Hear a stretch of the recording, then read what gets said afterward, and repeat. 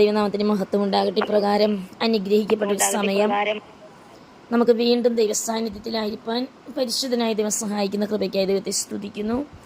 ഈ ദിവസങ്ങളിൽ പരിശുദ്ധാത്മ ശക്തിയോടെ എന്നോട് സംസാരിക്കുന്ന ചില വചനഭാഗങ്ങൾ ജീവിതാനുഭവത്തിൽ നിന്നും പല സന്ദർഭത്തിൽ ദൈവസന്നിധിയിൽ മുഴങ്കാൽ മടക്കുന്ന സമയത്ത് പരിശുദ്ധാത്മ വ്യക്തതയോടെ സംസാരിച്ച പല കാര്യങ്ങൾ വെളുപ്പിന് സമയം 3 മണിക്ക് സമയത്തും പ്രാർത്ഥിക്കുന്ന സമയത്ത് പരിശുദ്ധാത്മാവ് വ്യക്തതയോടെ പറഞ്ഞു, bondage is for a blessing. നമ്മുടെ ജീവിതത്തിൻ്റെ ബന്ധനങ്ങൾ, ജീവിതത്തിൽ നാം കടന്നു പോകുന്നതായ കഷ്ടങ്ങൾ, ക്ലേശങ്ങൾ, അത് ഒരു അനുഗ്രഹമാണ്. ദൈവരാജ്യത്തിൻ്റെ കെട്ടുപണിക്ക് അനേകർ വചനം കേൾക്കുവാൻ, അനേകർ യേശുക്രിസ്തുവിനെ അറിയുവാൻ തക്കവണ്ണം, അനേകർ യേശുവിനെ രുചിച്ചറിയുവാൻ പലപ്പോഴും നമ്മുടെ ജീവിതത്തിൻ്റെ സാഹചര്യങ്ങളിലേക്ക് ഉറ്റുനോക്കി പലപ്പോഴും പരിതപിക്കുന്ന അനേക ജീവിതങ്ങളെ ഈ ഭൂതലത്തിൽ നമുക്ക് കാണുവാൻ സാധിക്കും.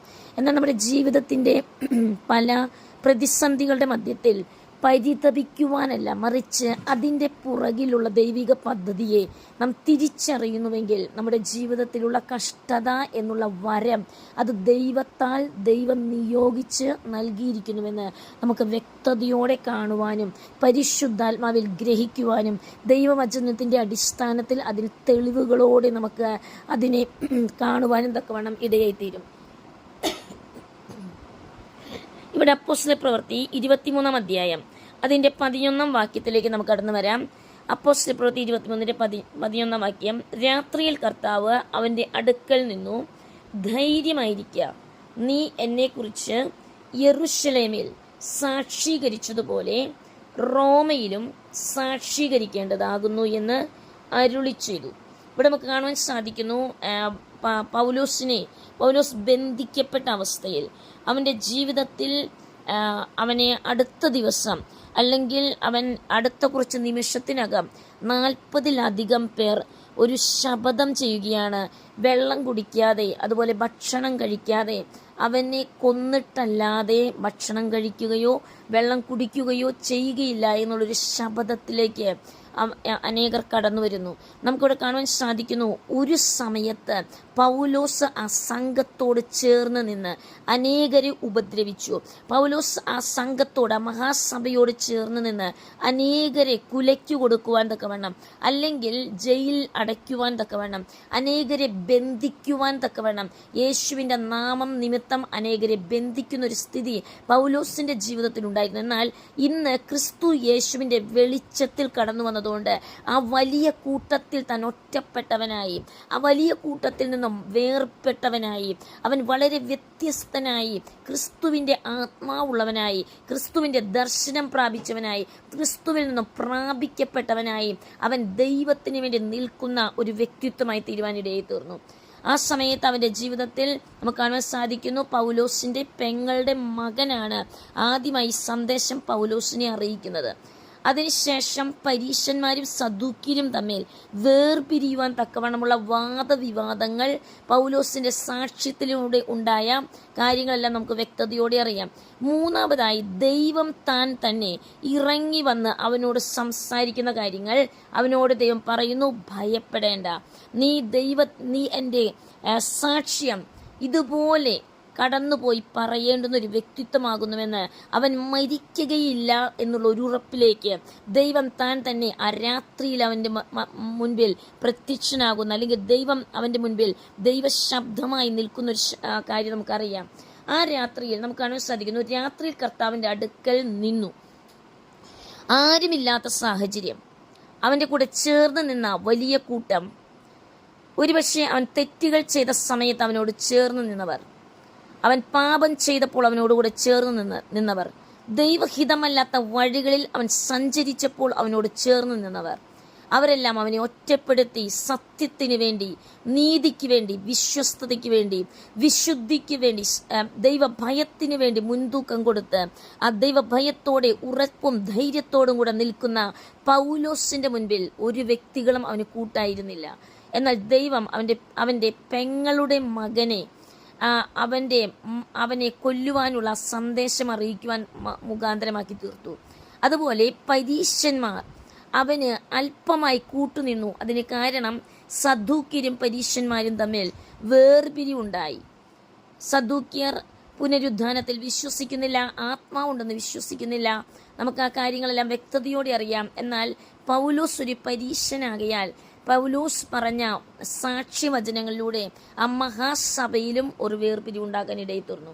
എങ്കിലും അവനോട് ചേർന്ന് നിൽക്കുവാൻ ആരുമില്ലാത്ത സമയത്ത് ജീവിതത്തിൻ്റെ രാത്രി, ജീവിതത്തിൻ്റെ അന്ധകാരം നിറഞ്ഞ, ജീവിതത്തിൻ്റെ വലിയ കൂരിരുട്ട് നിറഞ്ഞ അവസ്ഥയിൽ മറ്റൊരു വ്യക്തിയെ സഹായത്തിനായി കാണാതിരുന്ന സാഹചര്യത്തിൽ മറ്റാരും തന്നെ തന്നോട് കൂടെ ഇല്ലെന്ന് പൗലോസിന് ഉറപ്പ് വന്ന ആ സമയത്ത്, ആ രാത്രിയിൽ കർത്താവ് അവൻ്റെ അടുക്കൽ നിന്നു.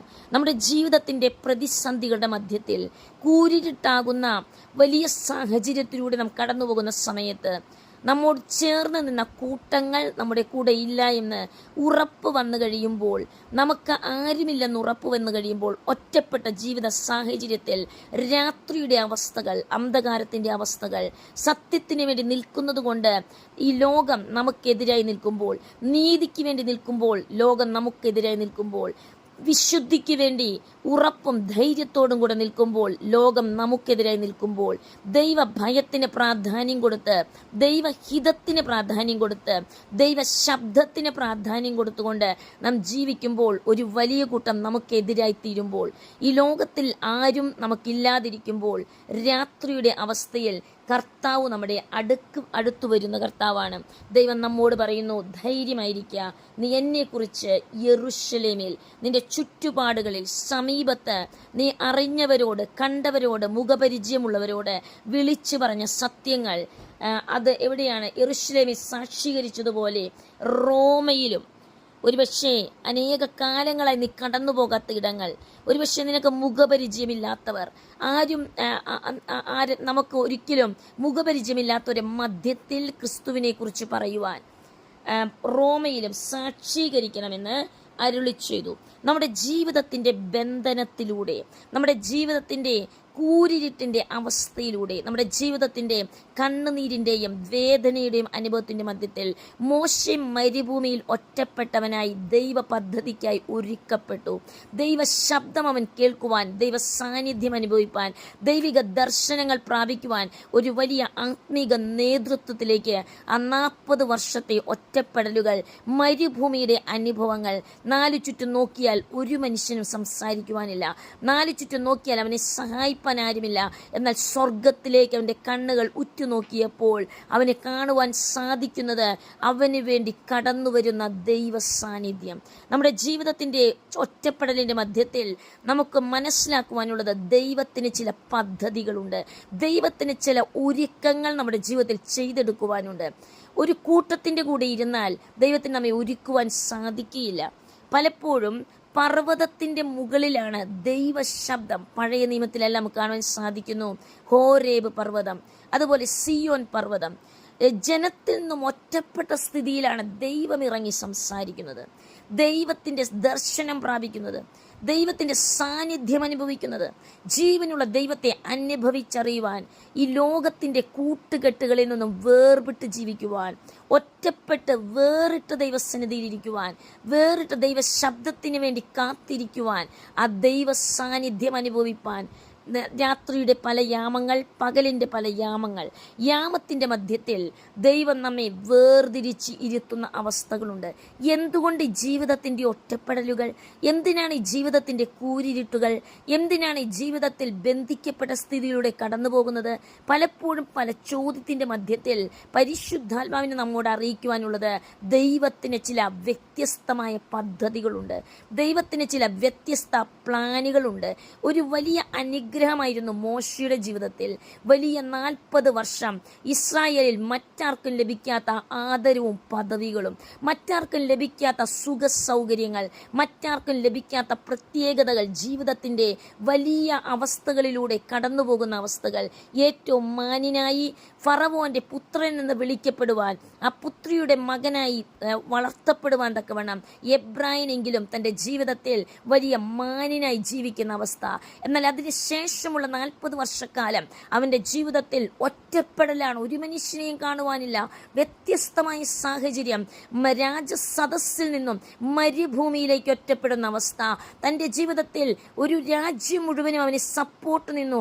അവനെ ഉന്നതനായി പഠിപ്പും വിദ്യാഭ്യാസവും രാജസദസ്സിൽ രാജകുമാരനായി വളർന്ന അവനെതിരായി വിരൽ ചൂണ്ടുന്ന മിസ്രയീമ്യർ, ഒരു മിസ്രയീമിനെ കൊന്നുകളഞ്ഞതുകൊണ്ട് അവൻ ആ രാജ്യം വിട്ട് ഓടിപ്പോകേണ്ടെന്ന് വന്ന അവസ്ഥ. ദൈവത്തിൻ്റെ പദ്ധതിക്ക് വേണ്ടി ഒരുക്കപ്പെടുവാൻ തക്കവണ്ണം വിദ്യാസമ്പൻ, വാക്ചാതുര്യമുള്ളവൻ, എന്നാൽ അവൻ്റെ ജീവിത സാഹചര്യങ്ങൾ അവനെ വ്യത്യസ്തനാക്കി തീർക്കുവാനിടയിൽ തീർന്നു. ഒറ്റപ്പെടലുകൾ, തൻ്റെ ജീവിതത്തിൻ്റെ കഴിവുകൾ, താലന്തുകൾ ഏതുമില്ല എന്ന് അവനെ പഠിപ്പിക്കുവാനിടയിൽ തീർന്നു. നമ്മുടെ കഴിവുകളും താലന്തുകളും ദൈവരാജ്യത്തിൻ്റെ കെട്ടുപണിക്ക് വേണ്ടി പ്രയോജനപ്പെടണമെങ്കിൽ ദൈവം ആഗ്രഹിക്കുന്ന അളവിലുള്ള പണികൾ, ഇരമ്യ പ്രവചനം 18-ാം അധ്യായത്തിൽ 1 മുതൽ 10 വരെയുള്ള വാക്യങ്ങൾ നമുക്ക് കാണുന്നത് പോലെ കുശവന്റെ ആ കളിപ്പുരയിലേക്ക് കടന്നു പോകുന്ന ചില അവസ്ഥകൾ, ആ കുശവന്റെ കയ്യിലൊന്ന് ഇണങ്ങിയിരിക്കുന്ന അവസ്ഥകൾ, ആ കുശവന്റെ കയ്യിൽ ബോധിക്കപ്പെട്ട ഒരു നല്ല മാന്യപാത്രമായി ഇരിക്കത്തക്ക രീതിയിൽ കുശവൻ ആഗ്രഹിക്കുന്ന നിലവാരത്തിൽ ആ കളിമണ്ണിനെ പണിതെടുക്കുവാൻ നമ്മളെ ഏൽപ്പിക്കുന്ന അവസ്ഥയിലൂടെ കടന്നു പോകേണ്ടതുണ്ട്. കുശവന്റെ കയ്യിൽ ഒരു പ്രാവശ്യം ഒരു മൺപാത്രം മാത്രം പണിയപ്പെടുന്നു. ഒരു പാത്രത്തിന് മാത്രമുള്ള മണ്ണാണ്, കളിമണ്ണാണ് ഒരു പ്രാവശ്യം എടുക്കുന്നത്. ഒരു സമയം അനേക പാത്രങ്ങൾ നിർമ്മിക്കാൻ സാധ്യമല്ല. ഒരു സമയം ഒന്നിനെ മാത്രമേ. ആ ഒറ്റപ്പെടൽ നമ്മുടെ ജീവിതത്തിൽ വന്നേ തീരൂ. ഒറ്റപ്പെട്ട അവസ്ഥ, ഇടിച്ചു നുറുക്കുന്ന അവസ്ഥകൾ, കുഴച്ച് മറിക്കുന്ന അവസ്ഥകൾ.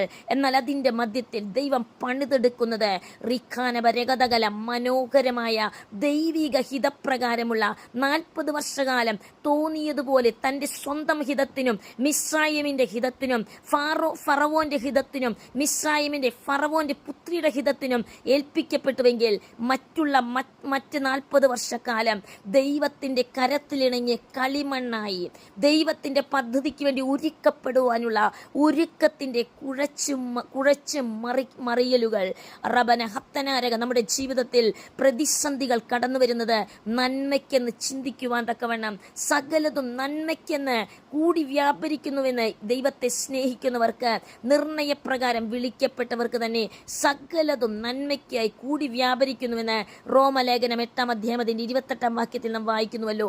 ദൈവത്തിൻ്റെ പരിശുദ്ധാത്മാവ് നമ്മെ നോക്കി പറയുന്ന കാര്യമുണ്ട്. നമ്മുടെ ജീവിതത്തിൻ്റെ പ്രതിസന്ധികൾ, കാഠിന്യങ്ങൾ വർദ്ധിക്കുന്നത് ദൈവത്തോട് ചേർന്നിരിക്കുമ്പോൾ എന്താണ്? ചൂടേറിയ അനുഭവങ്ങൾ. ആ മൺപാത്രം പണിയപ്പെട്ട് കഴിഞ്ഞാൽ ഉടനെ അതിനെ എന്തിനാണ് ഒരു വെയിലിൻ്റെ അവസ്ഥയിൽ, എന്നാൽ ഇനി വീണ്ടും ആ വെയിലിൻ്റെ ചൂടല്ല, മറിച്ച് തീയുടെ ചൂടിലൂടെ കടന്നു പോയാലേ ഉറപ്പും നല്ല മാധുര്യമുള്ള ദൈവത്തിന് ഹിതപ്രകാരമുള്ള ഒരു മാന്യപാത്രമായി തീരുവാൻ സാധ്യതയുള്ളൂ. നമ്മുടെ ജീവിതത്തിൻ്റെ വെയിലിൻ്റെ ചൂടല്ല, തീയുടെ ചൂടിൻ്റെ അവസ്ഥകൾ. തീയുടെ അവസ്ഥയിലൂടെ കടന്നു പോകുന്നത് നമ്മെ തകർക്കുവാനല്ല എന്ന് നമുക്ക് യെശയ്യാ പ്രവചനത്തിൽ നമുക്ക് വായിക്കുവാൻ സാധിക്കുന്നുവല്ലോ. ദൈവത്തിൻ്റെ പരിശുദ്ധാത്മാവ് നമ്മെ ബുദ്ധി ഓർപ്പിക്കുകയാണ്. നാം ഏത് സമയത്തിലും ദൈവത്തിന് യോഗ്യ പാത്രങ്ങളായിരിക്കാൻ തക്കവണ്ണം, ദൈവത്തിന് ഹിതപ്രകാരമുള്ള പാത്രങ്ങളായിരിക്കാൻ തക്കവണ്ണം, ദൈവത്തിൻ്റെ ഹിതം ചെയ്യുന്ന വ്യക്തിത്വങ്ങളായിരിക്കാൻ തക്കവണ്ണം, ദൈവം ആഗ്രഹിക്കുന്ന അളവിൽ ദൈവത്തിന് വേണ്ടി പ്രയോജനപ്പെടുന്ന പാത്രങ്ങളായിരിക്കാൻ തക്കവണ്ണം ദൈവം നമ്മെക്കുറിച്ച് ആഗ്രഹിക്കുന്നു. നാം എന്തിനെ എന്ന് ചോദിക്കാതെ ദൈവത്തിന് ഏത് സാഹചര്യത്തിലും നന്ദി പറയുവാൻ, ആ സാഹചര്യത്തിൽ ദൈവം എന്നിന്റെ ഹിതം എന്തെന്ന് ആരായുവാൻ തക്കവണ്ണം ദൈവം നമ്മെക്കുറിച്ച് ആഗ്രഹിക്കുകയാണ്. കാരണം ദൈവം പറയുന്നു, ഞാൻ നിന്നെ വീണ്ടെടുത്തിരിക്കുന്നു, ഞാൻ നിന്നെ പേർ ചൊല്ലി വിളിച്ചിരിക്കുന്നു, നീ എനിക്കുള്ളവൻ തന്നെ.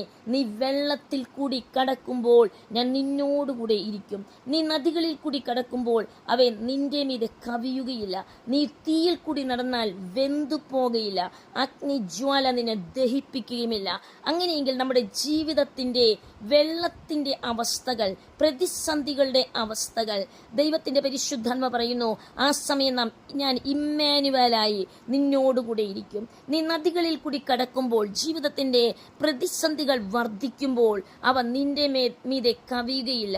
നീ തീയിൽ കൂടി നടന്നാൽ, ജീവിതത്തിൽ കഠിനമായ തീയുടെ ശോധനകളാണ്, അഗ്നിശോധനകളാണ്. ആ തീയല്ലാതെ മറ്റൊന്നും ജീവിതത്തിൽ കാണുവാൻ സാധ്യതയില്ല. അതിൽ കൂടി നടന്നേ മുന്നോട്ട് പോകാൻ സാധിക്കുകയുള്ളൂ. അതുപോലുള്ള പ്രതിസന്ധികളുടെ മധ്യത്തിൽ പരിശുദ്ധാത്മാവ് പറയുന്നു, നീ വെന്തു പോകുകയില്ല. അഗ്നിജ്വാല നിന്നെ ദഹിപ്പിക്കുകയില്ല.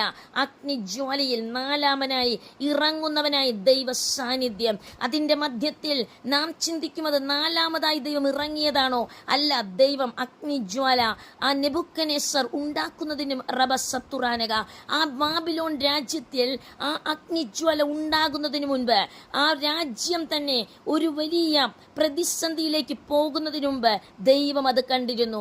രാജാവിന്റെ ഹൃദയത്തിന്റെ ഇച്ഛയെ തകർത്തുകൊണ്ട്, രാജാവിന്റെ ഹിതം തകർത്തുകൊണ്ട്, താൻ ഉണ്ടാക്കിയ പ്രതിമയെ ആരാധിക്കണം, പ്രതിമയെ സ്തുതിക്കണം എന്ന് രാജാവ് ചിന്തിച്ചു. അല്ലെങ്കിൽ രാജാവിനെ തന്നെ പ്രശംസ കൊടുക്കണമെന്ന് രാജാവ് ചിന്തിച്ചുവെങ്കിൽ ദൈവം അതിനെ മാറ്റി തിരുത്തുവാൻ ഇടയെ തീർന്നു.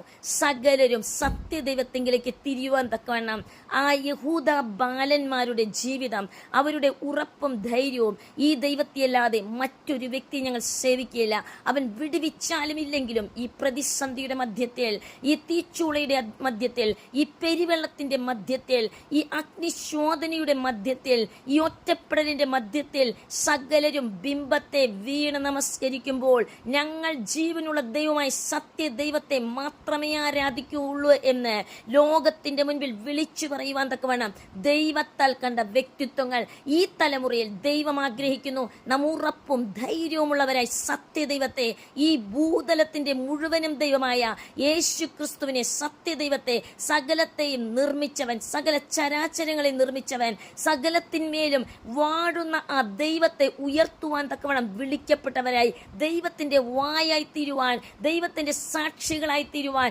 ദൈവത്തിന്റെ മാധ്യമങ്ങളായി തീരുവാൻ തക്കവണ്ണം ഈ ലോകത്തിൽ നാം നടക്കുന്നുവെങ്കിൽ, ഈ ലോകത്തിൽ നാം ജീവിക്കുന്നുവെങ്കിൽ, ഈ ലോകത്തിൽ നാം ഇരിക്കുന്നുവെങ്കിൽ ഒരല്പസമയത്തേക്ക്, മറിച്ച് നമ്മുടെ പൗരത്വം സ്വർഗത്തിലാകയാൽ ഈ ലോകത്തിലുള്ളതിനെ ത്യജിച്ചുകൊണ്ട് ദൈവരാജ്യത്തിന്റെ കെട്ടുപണിക്ക് വേണ്ടി നമ്മെ തന്നെ സമർപ്പിക്കുവാൻ, നമ്മുടെ ജനനം കൊണ്ടുള്ള ദൈവിക പദ്ധതിയെ തിരിച്ചറിയാൻ പലപ്പോഴും പ്രതിസന്ധികൾ കടന്നു വരുമ്പോൾ മോശയുടെ ജീവിതത്തിൽ എന്തിനാണ് ഞാൻ ജനിച്ചത്, എന്തിനാണ് എൻ്റെ ജനനം കൊണ്ട്, എന്ത് പദ്ധതിയാണെന്നുള്ള ചോദ്യമല്ല, മറിച്ച് അവന്റെ ജീവിതത്തിൽ അവൻ അറിയാമായിരുന്നു ദൈവം അവനെ ഉടച്ചു വാർക്കുവാൻ തക്കവണ്ണം, ദൈവത്തിന്റെ പദ്ധതിക്ക് വേണ്ടി മാന്യപാത്രമാക്കി തീർക്കുവാൻ തക്കവണ്ണം, തന്റെ ജീവിതത്തിൽ കടന്നു വന്ന പ്രതിസന്ധികൾ തന്നെ തകർക്കുവാനല്ല, മറിച്ച് ആ തലമുറയിൽ ദൈവത്തെ ഉയർത്തുവാൻ തക്കവണ്ണം ലോകത്തിന്റെ മുൻപിൽ ദൈവം കണ്ട വ്യക്തിയായിരുന്നു ഈ മോശ എന്ന് പറയുന്ന വ്യക്തി. ഇതുപോലെ നമ്മുടെ തലമുറകളിൽ ദൈവം നമ്മെ കുറിച്ച് ആഗ്രഹിക്കുന്നത് നമ്മുടെ തലമുറയിൽ വ്യത്യസ്തരായി ജീവിക്കുവാൻ, വ്യത്യസ്ത ആത്മാവുള്ളവരായി, വ്യത്യസ്ത സ്വഭാവമുള്ളവരായി, ക്രിസ്തുവിൽ മാന്യരായി, ക്രിസ്തുവിൽ ജീവിക്കുന്നവരായി, എനിക്ക് ജീവിക്കുന്നത് ക്രിസ്തുവും മരിക്കുന്നത് ലാഭവുമെന്ന് ലോകത്തോട് വിളിച്ചു പറഞ്ഞുകൊണ്ട് സത്യദൈവത്തെ സകല സൃഷ്ടിയോടും ഒരേ കാര്യം വിളിച്ചു പറയുവാൻ, നിന്നെ സൃഷ്ടിച്ചത് യേശു ക്രിസ്തുവാണ്, നിന്റെ സൃഷ്ടിതാവ് യേശു ക്രിസ്തുവാണ്, അവന്റെ നാമം സകല നാമത്തിനും മേലായ നാമം, സ്വർഗത്തിലും ഭൂമിയിലും റബസത്തുറാനക സകല നാമത്തിലും മേലായ നാമം യേശു ക്രിസ്തുവിന്റെ നാമമെന്ന് നാം ഓരോരുത്തോടും വിളിച്ചു പറയുവാൻ, പ്രതിസന്ധികളുടെ മധ്യത്തിൽ ഒറ്റപ്പെട്ടൊന്ന് ചിന്തിക്കുമ്പോൾ നാം ഉറപ്പും ധൈര്യത്തോടും കൂടെ നിൽക്കുവാനാണ് ദൈവം നമ്മെ കുറിച്ച് ആഗ്രഹിക്കുന്നത്.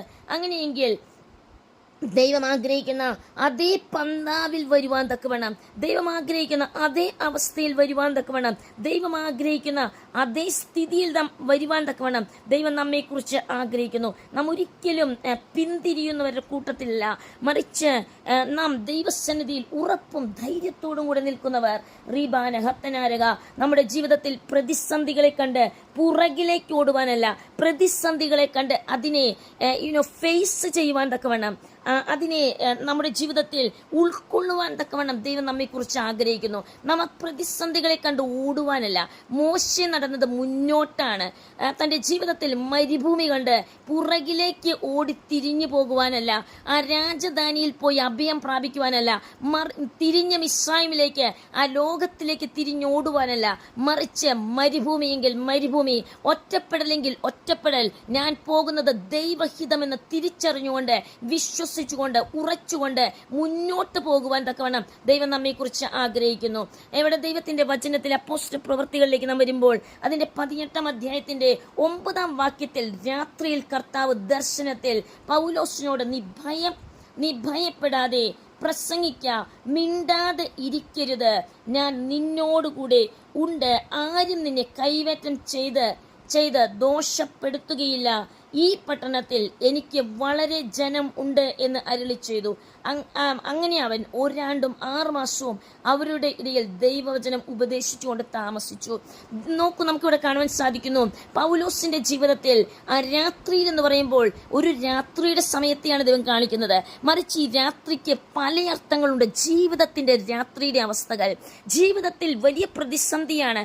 പൗലോസിനെ കൊന്നു കളയുവാൻ തക്കവണ്ണം, പൗലോസിന് വിരോധമായി ദൈവ പദ്ധതിക്ക് വിരോധമായി ഒരു കൂട്ടം എഴുന്നേൽക്കുകയാണ്. ഒരു വലിയ കൂട്ടം ആ രാത്രിയിൽ പൗലോസിന്റെ ജീവിതത്തിന്റെ രാത്രിയും ലോകത്തിന്റെ രാത്രിയുടെയും അവസ്ഥയിൽ അവനായിരിക്കുന്ന ആ സാഹചര്യത്തിൽ കർത്താവ് ദർശനത്തിൽ പൗലോസിനോട്, നമ്മുടെ ജീവിതത്തിന്റെ അന്ധകാരത്തിന്റെ അവസ്ഥയിൽ നാം ദൈവത്തോട് ചേർന്നിരിക്കുമ്പോൾ ചിലതെല്ലാം ദൈവത്തിന് നമ്മോട് സംസാരിക്കുവാനുണ്ട്, ചിലതെല്ലാം ദൈവത്തിന് നമ്മോട് പറയുവാനുണ്ട്. നാം വേറിട്ടിരിക്കുമ്പോൾ, ദൈവസന്നിധിയോട് ചേർന്നിരിക്കുമ്പോൾ, ദൈവത്തിന്റെ ദർശനത്തിലൂടെ ദൈവത്തിന് ചിലതെല്ലാം നമ്മോട് സംസാരിക്കുവാനുണ്ട്. ദൈവത്തിന്റെ ഒന്നാമത്തെ ശബ്ദം, നീ ഭയപ്പെടാതെ പ്രസംഗിക്കുക. പലപ്പോഴും നമ്മുടെ ജീവിതത്തിൽ നാം സാഹചര്യങ്ങളെ നോക്കി, ജനത്തെ നോക്കി, ജനത്തിന്റെ മുഖം നോക്കി പ്രസംഗിക്കുവാനല്ല ദൈവം നമ്മെ വിളിച്ചിരിക്കുന്നത്. സാഹചര്യങ്ങളെ നോക്കി നമ്മുടെ ആത്മീക ജീവിതത്തെ മുന്നോട്ട് കൊണ്ടുപോകുവാനല്ല ദൈവം നമ്മെ കുറിച്ച് ആഗ്രഹിക്കുന്നത്. ജനത്തിന്റെ സപ്പോർട്ട് നോക്കിക്കൊണ്ട് നാം അവരെ പ്ലീസ് ചെയ്ത് പ്രസാദിപ്പിച്ചുകൊണ്ട് കഴിയുവാനല്ല ദൈവം നമ്മെക്കുറിച്ച് ആഗ്രഹിക്കുന്നത്. മറിച്ച് ദൈവ ശബ്ദമായി തീരുവാൻ ദൈവം പറയുന്നു, നീ ഭയപ്പെടാതെ പ്രസംഗിക്കുക. ഭയപ്പെടുത്തുന്ന പല ജീവിത സാഹചര്യത്തിലാണ് പൗലോസ് ആയിരിക്കുന്നത്. അവനെ ഭയപ്പെടുത്തുവാൻ, ഒരു മനുഷ്യനെന്ന നിലയിൽ എല്ലാ തലത്തിലും അവനെ ഭയപ്പെടുത്തുവാൻ, ഒരു തലത്തിലും ധൈര്യം പ്രാപിക്കുവാൻ സാധ്യതയില്ലാത്ത സാഹചര്യത്തിൽ ദൈവം അവനോട്, അവന്റെ ജീവിതത്തിന്റെ അന്ധകാരത്തിന്റെ അവസ്ഥയിൽ ദൈവം കടന്നു വരുന്നു പറയുകയാണ്, ഭയപ്പെടാതെ പ്രസംഗിക്ക, മിണ്ടാതിരിക്കരുത്. അവനെ മിണ്ടാതാക്കുവാൻ, ഇനി അവന്റെ വായിൽ നിന്നും ഒരു വചനം പുറത്തു വരരുതെന്ന് വാദിച്ചുകൊണ്ടിരിക്കുന്ന സാത്താനി ശക്തികളും മനുഷ്യ ശക്തികളും പൈശാചിക പോരുകളും സാത്താനി ശക്തിയോട് ചേർന്ന് നിൽക്കുന്ന ഒരു കൂട്ടം ജനം, അതിന്റെ മധ്യത്തിൽ പരിശുദ്ധാത്മാവിനോട് പറയുന്നു, നീ ഭയപ്പെടാതെ പ്രസംഗിക്ക, മിണ്ടാതെ ഇരിക്കരുത്, ഞാൻ നിന്നോടുകൂടെ ഉണ്ട്. ആമേൻ. നമ്മോടുകൂടെ ഇരിക്കുന്ന ദൈവം, ഇമ്മാനുവേൽ, ദൈവം നമ്മോടുകൂടെ ഉണ്ടെങ്കിൽ നമുക്ക് വേറെ ആരുടെയും ഒരു സപ്പോർട്ടിന്റെ ആവശ്യമില്ല. ദൈവം എന്തിനാണ് നമ്മെ ഭൂമിയിലേക്ക് കൊണ്ടുവന്നത്? ദൈവം നമ്മെ ഒറ്റയ്ക്കാണ് ഈ ഭൂമിയിലേക്ക് കൊണ്ടുവന്നത്. ഒരു കൂട്ടമായിട്ടല്ല നമ്മൾ ഭൂമിയിൽ ജനിച്ചു വീണത്. എന്തിനാണ് കൂട്ടത്തിന്റെ പുറകാലെ ഓടുന്നത്? പുറപ്പാട് പുസ്തകത്തെ നമുക്ക് കാണുവാൻ സാധിക്കുന്നു. ജനം കൂട്ടത്തിന്റെ പുറകാലെ ഓടുമ്പോൾ ദൈവം വ്യത്യസ്തരായി ഒറ്റപ്പെട്ട് ദൈവത്തിന് വേണ്ടി, വിശുദ്ധിക്ക് വേണ്ടി പ്രാധാന്യം കൊടുത്തുകൊണ്ട്, വിശ്വസ്തതയ്ക്ക് വേണ്ടി പ്രാധാന്യം കൊടുത്തുകൊണ്ട്, ദൈവവചനത്തിന്റെ നിയമത്തിന് പ്രാധാന്യം കൊടുത്തുകൊണ്ട്, ദൈവവചനത്തിന്റെ അക്ഷരങ്ങൾക്ക് പ്രാധാന്യം കൊടുത്തുകൊണ്ട് ജീവിക്കുന്ന ഒരു കൂട്ടത്തെയാണ് ദൈവം ഈ തലമുറയിൽ നോക്കിക്കൊണ്ടിരിക്കുന്നത്. ഇവിടെ നമുക്ക് ദൈവത്തെ കാണാൻ സാധിക്കുന്നു, ആരും നിന്നെ കൈയേറ്റം ചെയ്ത് ദോഷപ്പെടുത്തുകയില്ല എന്ന്. ദൈവം പറയുകയാണ്, നീ ഭയപ്പെടേണ്ട, പ്രസംഗിക്ക, ഞാൻ പറയുന്നതായ വചനങ്ങളെ നീ പ്രസംഗിക്ക. അതുപോലെ ഞാൻ നിന്നോട് കൂടെയുണ്ട്, നിന്നെ കയ്യേറ്റം ചെയ്ത് ദോഷപ്പെടുത്തുകയില്ല. ഒരു വ്യക്തിയും നിന്നെ കയ്യേറ്റം ചെയ്ത് ദോഷപ്പെടുത്തുവാൻ ഞാൻ അനുവദിക്കുകയില്ല.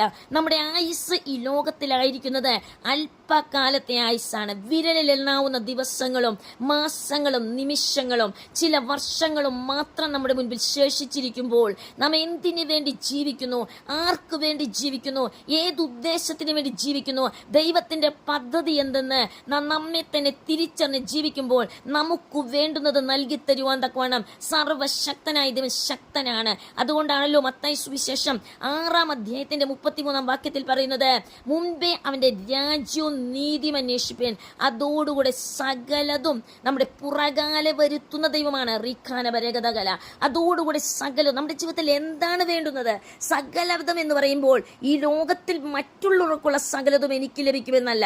നമ്മുടെ ജീവിതത്തിൽ ഓരോ ദിവസവും അതോത് ദിവസം വേണ്ടുന്നത് കൃപ, അതേ ദിവസം വേണ്ടുന്നതായ ശക്തി, ഓരോ ദിവസവും വേണ്ടുന്നതായ ദൈവത്തിന്റെ അധികാരം, ഓരോ ദിവസവും വേണ്ടുന്ന ദൈവവചനങ്ങൾ, ഓരോ ദിവസവും നമ്മുടെ ജീവിതത്തിൽ കടന്നുപോകുന്ന പ്രതിസന്ധികളിൽ നേരിടുവാനുള്ള ഒരു ആത്മബലം, ആത്മശക്തി, ഇതെല്ലാം പകർന്നു തന്ന നമ്മെ ശക്തിയോടെ കരം പിടിച്ച് നടത്തുവാൻ ഈ ലോകത്തിൽ നാം ആയിരിക്കുമ്പോൾ നമുക്ക് വേണ്ടുന്നതെല്ലാം നൽകിക്കൊണ്ട്, ഈ ലോകത്തിൽ നാം ആയിരിക്കുന്നത് ലോകത്തിനെതിരായിട്ടുള്ള ഒരു നീന്തലാണ് നമ്മുടെ ജീവിതം. ലോകത്തിനെതിരായിട്ടുള്ളൊരു നടപ്പാണ്. ലോകത്തിന്റെ പദ്ധതിക്ക് വിരോധമായിട്ടാണ് നമ്മൾ നടക്കുന്നത്. നോഹയുടെ സമയത്ത് നോഹ പ്രസംഗിച്ചു. അവന്റെ പ്രസംഗം കേൾക്കുവാൻ തക്കവണ്ണം ആരും തയ്യാറാകാതിരുന്നത് നോഹ വ്യത്യസ്തനായി ആ സമയത്ത് ഒരു നീതിമാനായി, ദൈവത്താൽ സാക്ഷ്യം പ്രാപിക്കപ്പെട്ടവനായി, അവൻ വ്യത്യസ്തവനായി ഒറ്റപ്പെട്ടവനായി ജീവിച്ചതുകൊണ്ട് ഒറ്റപ്പെട്ടവന്റെ വാക്ക് കേൾക്കുവാൻ ആർക്കും ലോകത്തിനും സമയമില്ലായിരുന്നു. കൂട്ടം കൂടിയിരുന്ന് തങ്ങൾക്ക് ബോധിച്ചത് സംസാരിച്ചും പറഞ്ഞും തങ്ങൾക്ക് ഇഷ്ടപ്പെട്ടത് സംസാരിക്കുന്ന ഒരു വലിയ കൂട്ടത്തിന്റെ മധ്യത്തിലാണല്ലോ നാമുമായിരിക്കുന്നത്. ഈ തലമുറയും ആഗ്രഹിക്കുന്നത് അങ്ങനെ ഉള്ളവരുടെ ഒരു മധ്യത്തിലാണ് നാമുമായിരിക്കുന്നത്. എന്നാൽ ദൈവം നമ്മെക്കുറിച്ച് ആഗ്രഹിക്കുന്നത് വ്യത്യസ്തമായ ചില പദ്ധതികളാണ്, വ്യത്യസ്തമായ ചില കാര്യങ്ങളാണ് ദൈവം നമ്മെക്കുറിച്ച് ആഗ്രഹിക്കുന്നത്. മനുഷ്യൻ നോക്കുന്നത് പോലെയല്ല ദൈവം നോക്കുന്നത്. മനുഷ്യൻ പുറമേയുള്ളത് നോക്കുമ്പോൾ, മനുഷ്യൻ പുറമേയുള്ള കാര്യങ്ങളിലേക്ക് തങ്ങളുടെ ജീവിതത്തെ തിരിക്കുമ്പോൾ ദൈവം വ്യത്യസ്തനായിട്ടാണ് നമ്മെ കാണുന്നത്. ദൈവത്തിന്റെ വചനത്തിൽ ഇരമ്യ പ്രവചനം 15-ാം അധ്യായത്തിലേക്ക് നാം കടന്നു വരുമ്പോൾ അനേക കാര്യങ്ങൾ നമുക്കിവിടെ കാണുവാൻ സാധിക്കുന്നു. എന്നാൽ അതിന്റെ 1-2 വാക്യങ്ങളിലേക്ക് ഞാൻ കടന്നു വരുവാൻ ആഗ്രഹിക്കുന്നു. ഇരമ്യ പ്രവചനം അതിന്റെ 15-ാം അധ്യായത്തിലേക്ക് നമുക്ക് കടന്നു വരാം. 15-ാം അധ്യായത്തിന്റെ 19-ാം വാക്യത്തിലേക്ക് 19-ാം വാക്യത്തിലേക്ക് നമുക്ക് കടന്നു വരാം. ഇവിടെ ദൈവത്തിന്റെ വചനത്തിലേക്ക് നാം ഉറ്റുനോക്കുമ്പോൾ യിരെമ്യാവ് വളരെ കഷ്ടം സഹിച്ച ഒരു പ്രവാചകനായിരുന്നു. വളരെ ഇവിടെ 16-ൽ പറയുന്നു, ഞാൻ നിന്റെ വചനങ്ങളെ കണ്ടെത്തി ഭക്ഷിച്ച് ഇരിക്കുന്നു, നിന്റെ വചനങ്ങൾ എനിക്ക് സന്തോഷവും എൻ്റെ ഹൃദയത്തിന് ആനന്ദവുമായി. സൈന്യങ്ങളുടെ ദൈവമായ യഹോവേ, നിന്റെ നാമം എനിക്ക് വിളിക്കപ്പെട്ടിരിക്കുന്നു. ദൈവവചനം ഭക്ഷിക്കുന്നത് ഒരു ആനന്ദമാണ്. എന്നാൽ അത് നമ്മുടെ ജീവിതത്തെ ഭക്ഷിച്ച് അത് നമ്മുടെ ജീവിതത്തിൽ, നമ്മുടെ പ്രായോഗിക ജീവിതത്തിലേക്ക് കടന്നു വരുമ്പോഴാണ് ലോകം നമ്മിൽ നിന്നും മാറിപ്പോകുന്നത്, ജനം നമ്മിൽ നിന്നും മാറിപ്പോകും. നമ്മുടെ ജീവിതത്തിൽ ഒറ്റപ്പെടലുകൾ വരുന്നത് നാം ദൈവവചനത്തെ അതുപോലെ അനുസരിക്കുന്നവരായി തീരുമ്പോൾ, അതുപോലെ നാം അതിനെ കൈക്കൊള്ളുന്നവരായി തീരുമ്പോൾ. ഇവിടെ കാണുന്നു, കളിക്കാരുടെ കൂട്ടത്തിൽ ഞാനിരുന്ന് ഉല്ലസിച്ചിട്ടില്ല. വ്യത്യസ്തതയാണ് ജീവിതത്തിൽ കാണുന്നത്.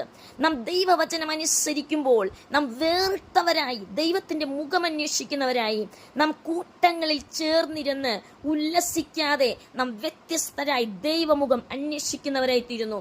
ലോകത്തിന് ഇഷ്ടപ്പെടാത്ത കാര്യം, ലോകത്തിന്റെ കണ്ണിൽ ഇതെങ്ങനെയാണ് സംഭവിക്കുന്നത്? ഇവിടെ കാണുന്നു, നീ എന്നെ നീരസം കൊണ്ട് നിറച്ചിരിക്കുകയാൽ നിന്റെ കൈ നിമിത്തം ഞാൻ തനിച്ച് ഇരുന്നു. നോക്കൂ, ദൈവത്തിന്റെ കൈ നിമിത്തം ദൈവവചനം ഭക്ഷിക്കുന്നവർ, ദൈവവചനം കേൾക്കുമ്പോൾ അത് വലിയൊരു ആനന്ദമാണ്.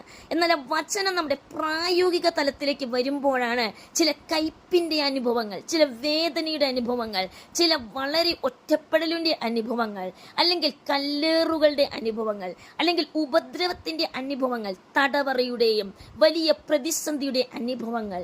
അതിന്റെ മധ്യത്തിൽ നാം ചോദിക്കേണ്ട, എന്തിനാണ് കർത്താവ് എന്ന് ചോദിക്കേണ്ട. എൻ്റെ വേദന നിരന്തരവും എൻ്റെ മുറിവ് പൊറുക്കാതെ വണ്ണം വിഷമവും ആയിരിക്കുന്നത് എന്ത്? നീ എനിക്ക് ചതിക്കുന്ന തോടും വറ്റിപ്പോകുന്ന വെള്ളവും പോലെ ആയിരിക്കുമോ? നോക്ക്, ഇവിടെ ദൈവത്തിന്റെ ദാസൻ ഇങ്ങനെ ചോദിക്കുകയാണ്, എൻ്റെ ജീവിതത്തിൽ ഞാൻ തനിച്ചിരിക്കുന്നു വചനം നിമിത്തം. എൻ്റെ വേദന നിരന്തരവും. എന്തുകൊണ്ടാണ് നിരന്തരമായ വേദന? ദൈവവചനം അനുസരിക്കുന്നത് മൂലം. പല വ്യക്തികൾ ലോകത്തിന്റെ പല ഭാഗങ്ങളിൽ നിന്നും ദൈവവചനം അനുസരിച്ചത് മൂലം സ്വന്തം കുടുംബം തള്ളിക്കളഞ്ഞ അവസ്ഥയിൽ എന്നെ വിളിക്കുന്ന പല സന്ദർഭങ്ങൾ ഉണ്ടായിട്ടുണ്ട്.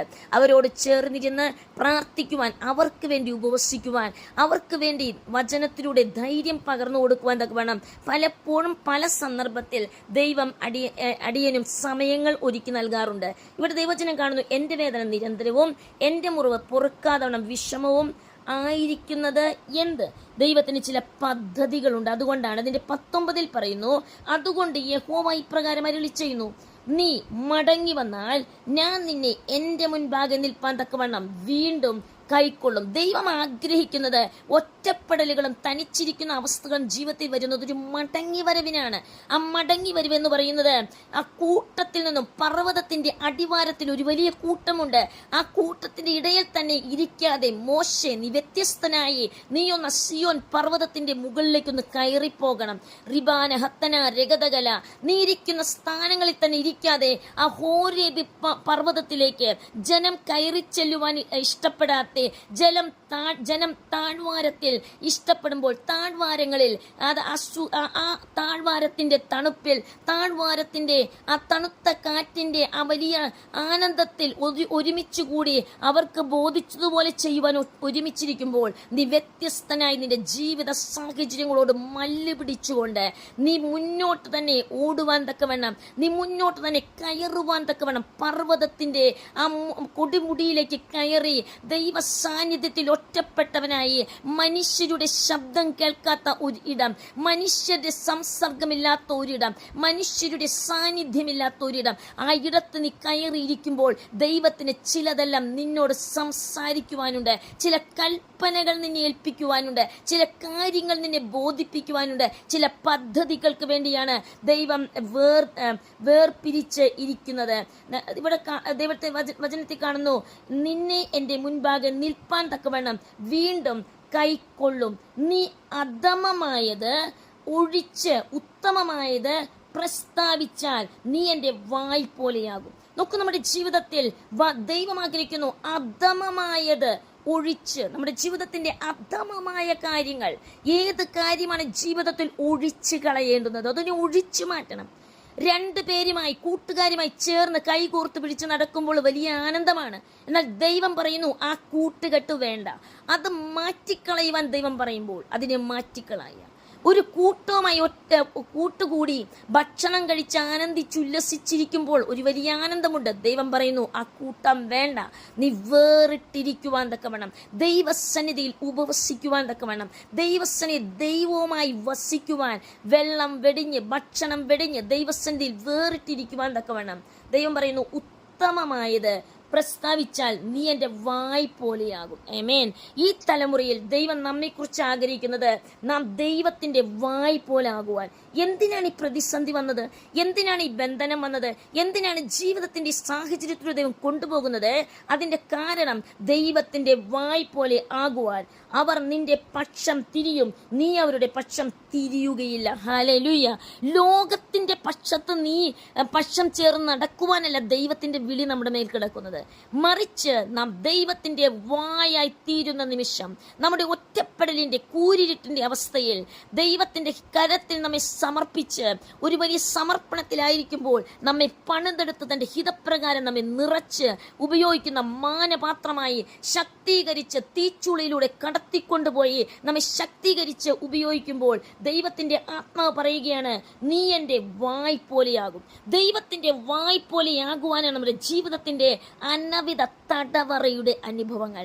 ദൈവത്തിന്റെ വായ് പോലെയാകുവാനാണ് നമ്മുടെ ജീവിതത്തിന്റെ കഷ്ടതയുടെ തീച്ചൂളകൾ. ദൈവത്തിന്റെ വായ് പോലെയാകുവാനാണ് കണ്ണുനീരിന്റെ നദികളും പെരുവെള്ളത്തിലും കൂടെ ദൈവം കൊണ്ടുപോകുന്നത്. ദൈവത്തിന്റെ വായ് പോലെയാകുവാനാണ് പർവ്വത സമാനമായ ജീവിത പ്രതിസന്ധികളെ ചവിട്ടി കയറുവാൻ, ദൈവവചനത്തിന്റെ ശക്തിയാൽ ചവിട്ടി കയറുവാൻ, നമ്മുടെ മുൻപിലുള്ള മുൾവേലികളെ യേശുവിന്റെ നാമത്തിൽ ചവിട്ടി മെതിച്ച് ദൈവവചനത്തെ ഉറ്റുനോക്കിക്കൊണ്ട് ആ വചനത്തെ ശരണം പ്രാപിച്ചുകൊണ്ട് മുന്നോട്ട് പോകുമ്പോൾ നാം ദൈവത്തിന്റെ വായ് പോലെയായി തീരുവാനിടയിത്തീരും. വായ് പോലെയാകും, അവർ നിന്റെ പക്ഷം തിരിയും. നീ ദൈവത്തിന്റെ വായ് പോലെയാകുമ്പോൾ, ദൈവത്തിന്റെ വായ് എന്ന് പറയുന്നത് ഇരുവായ്ത്തലുള്ള ഏതു വാളിനേക്കാളും മൂർച്ചയുള്ള ദൈവവചനം. വെളിപ്പാട് പുസ്തകത്തിൽ യേശു ക്രിസ്തുവിന്റെ വർണ്ണന നാം കാണുമ്പോൾ അവിടെ കാണുന്നവന്റെ വായിൽ നിന്നും ഇരുവായ്ത്തലുള്ള ഏതു വാളിനേക്കാളും മൂർച്ചയുള്ള ദൈവവചനം. ഓ റിബാന ഹത്തനാരക,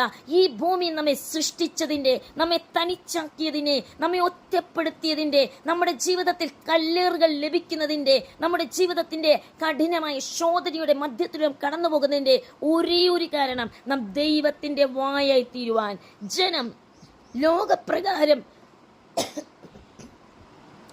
ജീവിക്കുന്ന ജനം ദൈവത്തിന്റെ പക്ഷം തിരിയുവാൻ തക്കവണ്ണം നീ അവരുടെ പക്ഷം തിരികയില്ല. ഞാൻ നിന്നെ ഈ ജനത്തിന് ഉറപ്പുള്ള താമ്ര ഭിത്തിയാക്കി വെക്കും. ജനത്തിന് രക്ഷയാക്കി തീർക്കുവാൻ തക്കവണ്ണം. ജനത്തിനൊരു രക്ഷ. എന്താണ് താമ്ര ഭിത്തി എന്ന് പറയുമ്പോൾ? ജനത്തിന് തന്നെ ഒരു രക്ഷ. ജനം എങ്ങനെ രക്ഷ പ്രാപിക്കും? പൈശാചികന്റെ ശക്തിയിൽ നിന്നും, മന്ത്രവാദ ആഭിചാര ശക്തിയിൽ നിന്നും, ദുഷ്ടന്റെ കരത്തിൽ നിന്നും ജനത്തെ പിടിച്ചു വാങ്ങുവാനുള്ള ഒരു അധികാരം നമ്മെ കൈമാറുവാൻ തക്കവണ്ണം നമ്മുടെ ജീവിതത്തിന്റെ ഒറ്റപ്പെടലുകൾ നമ്മെ ഒരു താമ്ര ഭിത്തിയാക്കി തീർക്കുവാൻ, ജനത്തെ രക്ഷിക്കുവാൻ, ജനത്തിനെതിരായി തീരുന്ന പൈശാചികന്റെ ശക്തിയെ തകർക്കുവാൻ തക്കവണ്ണം, ജനത്തിന്റെ കണ്ണൊന്ന് തുറക്കുവാൻ, ആത്മീയ കണ്ണിന് തുറക്കുവാൻ, ജനത്തിന് കുരുട് പിടിച്ച മനസ്സിനെ, കുരുട് പിടിച്ച ഹൃദയത്തെ തുറക്കുവാനാണ് ദൈവം നമ്മെ താമ്രമതവ്. അതെങ്ങനെയുള്ള താമ്ര ഭിത്തിയാണ്? ഉറപ്പുള്ള താമ്ര ഭിത്തിയായി. ഇവിടെ കാണുന്നു, ഞാൻ നിന്നെ ഈ ജനത്തിന് ഉറപ്പുള്ള താമ്രഭിത്തിയാക്കി. അവർ നിന്നോട് യുദ്ധം ചെയ്യും. വചനം കേൾക്കുന്നവർ യുദ്ധം ചെയ്യും. ദൈവത്തിന് വേണ്ടി നിൽക്കുമ്പോൾ യുദ്ധം ചെയ്യും, എന്നാൽ ജയിക്കയില്ല. നിന്നെ രക്ഷിപ്പാനും വിടിയിപ്പാനും ഞാൻ നിന്നോടുകൂടെയുണ്ട് എന്ന് യഹോവയുടെ അരുളപ്പാട്. ദൈവം നമ്മെ രക്ഷിക്കുകയും നമ്മിലൂടെ ജനത്തെ രക്ഷിക്കുന്ന ദൈവമാണ്. ഇന്നവർ യുദ്ധം ചെയ്യുന്നു, നാളെ നാം പറയുന്ന വചനം നിമിത്തം നമ്മുടെ ജീവിതത്തെ നോക്കി അവർ ക്രിസ്തുവിലേക്ക് തിരിയുവാൻ തക്കവണ്ണം ഇടയായിത്തീരും. ഞാൻ നിന്നെ ദുഷ്ടന്മാരുടെ കയ്യിൽ നിന്ന് വിടുവിക്കുകയും നിഷ്കണ്ഠന്മാരുടെ കയ്യിൽ നിന്ന് വീണ്ടുകൊള്ളുകയും ചെയ്യും. ദൈവത്തിന്റെ പരിശുദ്ധാത്മ പറയുകയാണ്, നമ്മുടെ മുൻപിൽ കടന്നു വരുന്ന ജനം എങ്ങനെയുള്ളവരാണ്? ദുഷ്ടന്മാർ. അതുപോലെ നിഷ്കണ്ഠകന്മാരും, ദുഷ്ടന്മാരും നിഷ്കണ്ഠകന്മാരുമായവരുടെ കരത്തിൽ നിന്നും ദൈവം നമ്മെ വീണ്ടെടുക്കുന്ന ദൈവമാണ്. എന്തുകൊണ്ടാണ് ഈ കഷ്ടത? എന്തുകൊണ്ടാണ് ഈ ജീവിതത്തിന്റെ പ്രതിസന്ധി എന്നോർത്ത് ഭാരപ്പെടേണ്ട? മറിച്ച് നമ്മെക്കുറിച്ച് ദൈവത്തിന് ചില പദ്ധതികളുണ്ട്. ദൈവം ഒരുക്കി വെച്ച ചില പ്ലാനുകളുണ്ട്. ആ പ്ലാനിലേക്ക് നാം വരുവാൻ തക്കവണ്ണം റിബന സത്തുറാനക നമ്മുടെ ജീവിതത്തിൽ ദൈവം ആഗ്രഹിക്കുന്നത് ദൈവത്തിന് വേണ്ടി നല്ല ഒരു പോർ പൊരുതുവാൻ തക്കവണ്ണം, ദൈവത്തിന് വേണ്ടി യുദ്ധസേവ ചെയ്യുവാൻ തക്കവണ്ണം, നമ്മുടെ ജീവിതത്തെക്കുറിച്ചുള്ള ദൈവിക പദ്ധതിയെ നാം തിരിച്ചറിയുവാൻ തക്കവണ്ണം. എന്തിനാണ് ഈ ഭൂമിയിൽ ജനിച്ചു വീണത്? അതിനൊരു അർത്ഥമുണ്ട്. ആ ജനിച്ചു വീണ ദൈവിക പദ്ധതി നാം തിരിച്ചറിയുവാൻ തക്കവണ്ണം. പലപ്പോഴും നമ്മുടെ ജീവിതത്തിൽ ദൈവ പദ്ധതിയെ തിരിച്ചറിയുവാൻ സാധ്യമല്ലാതെ വണ്ണം പിശാച് ഞെരിക്കുന്ന അവസ്ഥകളുണ്ട്. പല ഞെരിക്കലിന്റെ അവസ്ഥകൾ, പല പ്രതിസന്ധിയുടെ അവസ്ഥകൾ. അതുകൊണ്ടാണല്ലോ യേശു ക്രിസ്തു പറയുവാൻ ഇടയിൽ തീർന്നത്. പലരും ജീവിതത്തിൽ എങ്ങനെയാണ്? മുള്ളിന്റെ ഞെരുക്കം, ലോകത്തിന്റെ ചിന്തയാകുന്ന പല ചിന്തകളാണ് നമ്മുടെ ജീവിതത്തിൽ. നമ്മുടെ ജീവിതത്തിൽ നാം തന്നെ നമ്മുടെ ചിന്തകളെ ക്രിസ്തുവിന്റെ അനുസരണത്തിനായി നാം പിടിച്ചടക്കുന്നുവെങ്കിൽ നാം ഞെരുങ്ങിപ്പോകുവാൻ തക്കവണ്ണം ഇടയാകുകയില്ല. നമ്മുടെ ചിന്തകളാലാണ് നാം ഞെരുങ്ങിപ്പോകുന്നത്, മറ്റൊരു വ്യക്തിയിലൂടെയല്ല നാം ഞെരുങ്ങുന്നത്. മറിച്ച് നമ്മുടെ ചിന്തകളെ ക്രിസ്തുവേശുവിന്റെ അനുസരണത്തിനായി വിട്ടുകൊടുക്കുന്നുവെങ്കിൽ നാം ഞെരുങ്ങലുകൾ മാറിക്കൊണ്ട് നാം ദൈവിക പദ്ധതിയിലേക്ക് കടന്നു വരുവാൻ തക്കവണ്ണം ഇടയായിത്തീരും. ഇവിടെ 2 തിമോത്തിയോസിന്റെ ലേഖനത്തിലേക്ക് നാം കടന്നു വരുമ്പോൾ കാണാൻ സാധിക്കുന്നു, എൻ്റെ 1-ാം പ്രതിവാദത്തിൽ ആരും എനിക്ക് തുണ നിന്നില്ല, എല്ലാവരും എന്നെ കൈവിട്ടു. അത് അവർക്ക് കണക്കിടാതിരിക്കട്ടെ. ഇവിടെ പറയുന്നു, കർത്താവോ എനിക്ക് തുണ നിന്നു, പ്രസംഗം എന്നെക്കൊണ്ട് നിവർത്തിപ്പാനും സകല ജാതികളും കേൾപ്പാനും എന്നെ ശക്തീകരിച്ചു. നോക്കൂ, ആരും തുണ നിന്നില്ല. അതിന് കാരണം എന്താ? ആരെങ്കിലും ഒരു തുണയായിരുന്നെങ്കിൽ ദൈവഹിതപ്രകാരം ജീവിക്കില്ല, അവരുടെ വാക്ക് കേട്ട് ജീവിപ്പാൻ ഇടയെത്തീരും. എന്നാൽ ആര് തുണയില്ലാതിരിക്കുമ്പോൾ തുണയാകുന്ന ക്രിസ്തുവിനെ നോക്കുവാൻ, ക്രിസ്തുവിന്റെ ശബ്ദം കേൾക്കുവാൻ, ക്രിസ്തുവിന്റെ ഹിതമറിയുവാൻ, അവന്റെ വചനത്തിനു വേണ്ടി ദാഹിപ്പാൻ, അവന്റെ വചനത്തെ നാം ഭുജിക്കുവാൻ തക്കവണ്ണം, അതിനെ കഴിപ്പാൻ തക്കവണ്ണം ആ വചനപ്രകാരം നമ്മുടെ ജീവിതത്തെ ക്രമപ്പെടുത്തിക്കൊണ്ട് ഈ ലോകത്തിന് പ്രകാശമായി ക്രിസ്തു യേശു 3.5 വർഷം ലോകത്തിൽ എപ്രകാരം വേല ചെയ്തുവോ അതുപോലെ ക്രിസ്തു യേശുവിൻ്റെ നാമത്തിന് വേണ്ടി വേല ചെയ്യുവാൻ തക്കവണ്ണം നമ്മുടെ ജനനം കൊണ്ടുള്ള ദൈവിക പദ്ധതി തിരിച്ചറിഞ്ഞുകൊണ്ട് ഈ തലമുറയിൽ കർത്താവിന് വേണ്ടി നമ്മുടെ അന്ത്യശ്വാസം വരെ നിൽക്കുവാൻ തക്കവണ്ണം നമുക്ക് ഇടയായിത്തീരും. ജാതികളും വചനം സകല ജാതികളും കേൾപ്പാൻ ഇവിടെ കാണുവാൻ ഇടയാകുന്നു. കർത്താവോ എനിക്ക് തുണ നിന്നു. ആരും തുണ നിന്നില്ല, കർത്താവോ എനിക്ക് തുണ നിന്നു, പ്രസംഗം എന്നെ കൊണ്ട് നിവർത്തിപ്പാനും സകല ജാതികളും കേൾപ്പാനും എന്നെ ശക്തീകരിച്ചു. നമ്മെ ശക്തീകരിക്കുന്നത് ഒരു മനുഷ്യനല്ല, നമ്മെ ശക്തീകരിക്കുന്നത് സമ്പത്തല്ല, നമ്മെ ശക്തീകരിക്കുന്നത് നമ്മുടെ സുഖങ്ങളല്ല, മറിച്ച് നമ്മെ ശക്തീകരിക്കുന്നത് സർവശക്തനായ യേശു ക്രിസ്തുവാണ്. അവന്റെ മുൻപിലിരിക്കുമ്പോൾ നമ്മുടെ മുഖം പ്രകാശിതമായി തീരുവാനിടയെത്തിരും. മോശയുടെ മുഖം പ്രകാശിച്ചു. ഒറ്റപ്പെട്ടിരുന്നപ്പോഴാണ് പ്രകാശിച്ചത്. അവന്റെ മുഖം മൂടുപടമിടുവാൻ തക്കവണ്ണം ആ ദൈവ സാന്നിധ്യത്തിൽ ഇരുന്നപ്പോഴാണ് അവന്റെ മുഖം പ്രകാശിപ്പാനിടയെ തീർന്നത്. അങ്ങനെയാണെങ്കിൽ നമ്മുടെ ജീവിതത്തിൽ നമ്മുടെ മുഖം പ്രകാശിപ്പാൻ തക്കവണ്ണം ദൈവം നമ്മെ ശക്തീകരിക്കുന്ന ദൈവമാണ്. അങ്ങനെ ഞാൻ സിംഹത്തിന്റെ വായിൽ നിന്നും രക്ഷ പ്രാപിച്ചു. നോക്കൂ, ദൈവം ശക്തീകരിക്കുമ്പോൾ സിംഹത്തിന്റെ വായിൽ നിന്ന് രക്ഷ പ്രാപിപ്പാൻ ഇടയെത്തീരും. ശിംശോന്റെ മുൻപിൽ ഒരു ബാലസിംഹം കയറി വരുവാൻ ഇടയെത്തീർന്നു.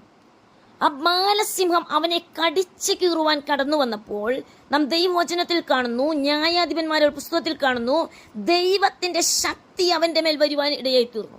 അത്യന്തപരമായ ദൈവശക്തി അവന്റെ മേൽ വന്ന് അവനെ സിംഹത്തെ വലിച്ചു കീറുവാൻ ഇടയായിത്തീർന്നു.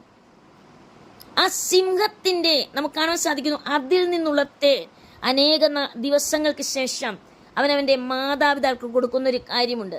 നമുക്ക് ദൈവവചനത്തിൽ കാണാൻ തനിക്കെതിരായി വന്ന ബാലസിംഹം, നമ്മുടെ ശത്രു നമുക്കെതിരായി വരുമ്പോഴാണ് യഥാർത്ഥ ദൈവശക്തി നമ്മിൽ വെളിപ്പെടുന്നത്. ശിംശോന്റെ നേർക്ക് വന്ന ബാലസിംഹം കടന്നു വന്നവനെ കടിച്ചു കീറുവാനായി വന്നപ്പോഴാണ് ദൈവശക്തി അത്യന്തപരമായി സമയാസമയം നമ്മുടെ ജീവിതത്തിന്റെ പ്രതിസന്ധികളെ നേരിടുവാനുള്ള ദൈവകൃപ, നമ്മുടെ ജീവിതത്തിന്റെ അനവിധമായ പ്രതിസന്ധികളെ നാം എങ്ങനെ തരണം ചെയ്യുമെന്ന് ഇന്ന് ഓർക്കണ്ട, ഇന്ന് അതിനെക്കുറിച്ച് വ്യാകുലപ്പെടേണ്ട, മറിച്ച് സമയാസമയം ദൈവം നമ്മെ ശക്തീകരിക്കുന്ന ദൈവമാണ്. സമയാസമയം നമ്മെ ശക്തീകരിക്കും. ഞാൻ സിംഹത്തിന്റെ വായിൽ നിന്നും രക്ഷ പ്രാപിച്ചു. കർത്താവ് എന്നെ സകല ദുഷ്പ്രവൃത്തിയിൽ നിന്നും വിടുവിച്ചു, തൻ്റെ സ്വർഗീയ രാജ്യത്തിനായി രക്ഷിക്കും. നമുക്കിവിടെ കാണുന്നു, സകല ദുഷ്പ്രവൃത്തിയിൽ നമ്മെ രക്ഷിക്കുന്ന ദൈവം. അവൻ നമ്മെ ഇവിടെ കാണുകയാണ്, സകല ദുഷ്പ്രവൃത്തിയിൽ നിന്നും വിടുവിച്ചു, തൻ്റെ സ്വർഗീയ രാജ്യത്തിനായി രക്ഷിക്കും.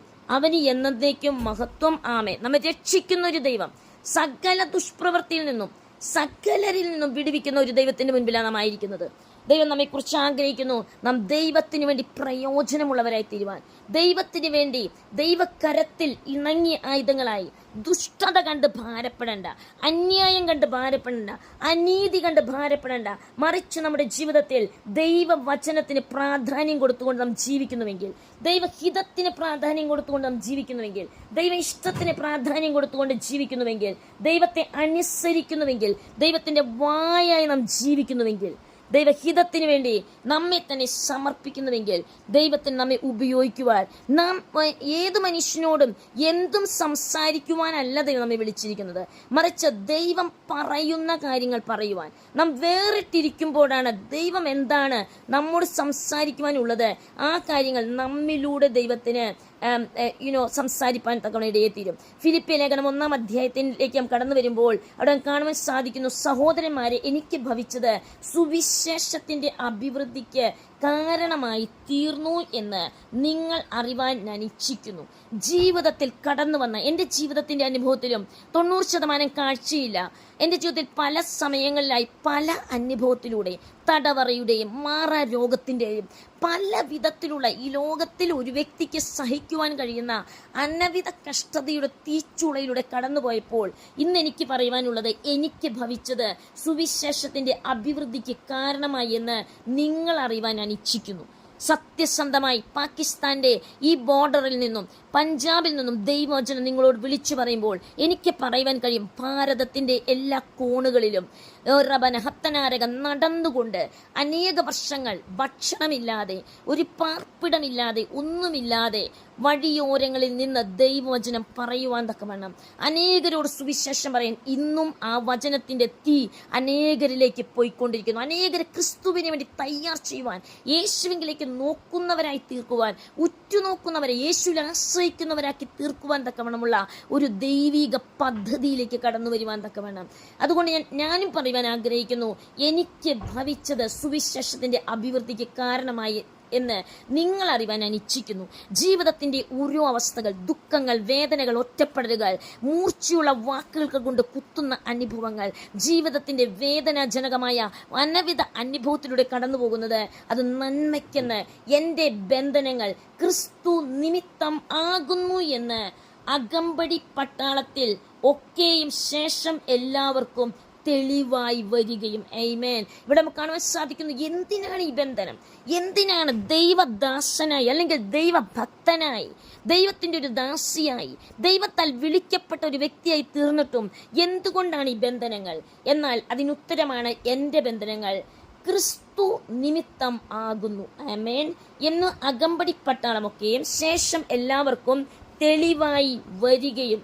സഹോദരന്മാർ മിക്ക പേരും എൻ്റെ ബന്ധനങ്ങളാൽ കർത്താവിൽ ധൈര്യം പൂണ്ട് ദൈവത്തിന്റെ വചനം ഭയം കൂടാതെ പ്രസ്താവിപ്പാൻ അധികം തുനിയുകയും ചെയ്തിരിക്കുന്നു. ഞാനും എൻ്റെ അനുഭവ സാക്ഷ്യത്തിൽ നിന്ന് പറയാൻ സാധിക്കുന്നു, ജീവിതത്തിന്റെ ഈ അവസ്ഥകളിലൂടെ കഴിഞ്ഞ 37 വർഷത്തിൽ കൂടുതലായി ദൈവവചനവുമായി ഇങ്ങനെ ദൈവത്തിന്റെ വചനവുമായി അനേക ഇടങ്ങളിൽ കടന്നു പോകുമ്പോൾ എൻ്റെ ജീവിതത്തിലും പറയുവാൻ സാധിക്കുന്നു, സഹോദരന്മാരെ, മിക്ക പേരും എൻ്റെ ബന്ധനങ്ങളാൽ, ഞാൻ അനുഭവിച്ച ക്ലേശങ്ങളാൽ കർത്താവിൽ ധൈര്യം പൂണ്ടു. ഇന്ന് എനിക്ക് പറയുവാനുള്ള മറ്റൊരു വ്യക്തിയെ ധൈര്യപ്പെടുത്തുവാൻ കഴിയുന്നത് ജീവിതത്തിൽ കടന്നുപോയ പ്രതിസന്ധികളിൽ തകർന്നു പോകാതെ ദൈവത്തിൽ ആശ്രയിച്ച് ദൈവമുഖം മാത്രം അന്വേഷിച്ചു, മനുഷ്യരിൽ ആശ്രയിക്കാതെ ദൈവത്തിൽ മാത്രം ഉറപ്പും ധൈര്യത്തോടും കൂടെ നിന്നു. ദൈവവചനത്തെ ഉറ്റുനോക്കി, ദൈവമുഖത്തെ ഉറ്റുനോക്കി, ദൈവ സാന്നിധ്യത്തെ പ്രിയം വെച്ച് അവനോട് ചേർന്നിരുന്നുകൊണ്ട് ഭക്ഷണം വെടിഞ്ഞ് ദൈവവുമായി വസിക്കുന്ന അവസ്ഥയിലാണ് ദൈവം എന്നെ പണിയുവാൻ തക്കവണ്ണം ഇടയെ തീർന്നത്.